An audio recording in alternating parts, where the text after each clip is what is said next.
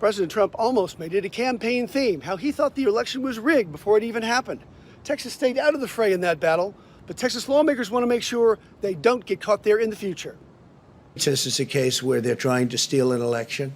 They're trying to rig an election. Lots of us remember the last presidential election not for the vigorous political debate, but for the charges of election rigging that dogged many states.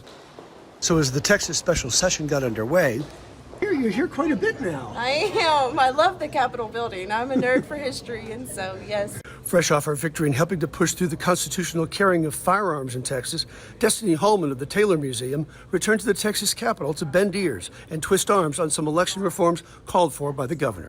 Well, what we're calling it is election integrity and just basically strengthen the integrity of elections in Texas. Representative Hugh Shine says lawmakers will have lots of questions about House Bill 3 as it makes its way through the 10 items or less line of government. 10 items or less because the special session moves at a faster pace than the regular session. The Harris County clerk kind of, inspired a little of this. And just, I think the national scene, because of things that were going on, maybe not were going on in Texas, but just because of the national scene, we wanted to make sure that our system was as safe and secure as possible. Okay. Things like drive-through voting and 24-hour voting centers made Democrats cheer, but made Republicans hold their collective noses and vow to make sure such out-of-the-box thinking never again caused anyone to question a Texas vote. And that's exactly what it's about. I mean, Texas has been increasing the number of voters for a number of years now. We'll continue to increase the number of voters. We'll make it easier to vote, harder to cheat.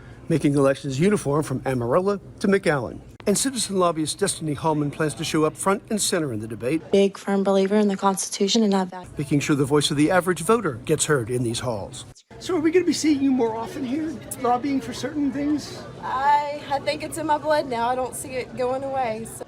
Uniformity of elections across the state seems appealing to a lot of people. Many hope that that'll help ensure this bill's passage. Dennis Turner, KRHD News.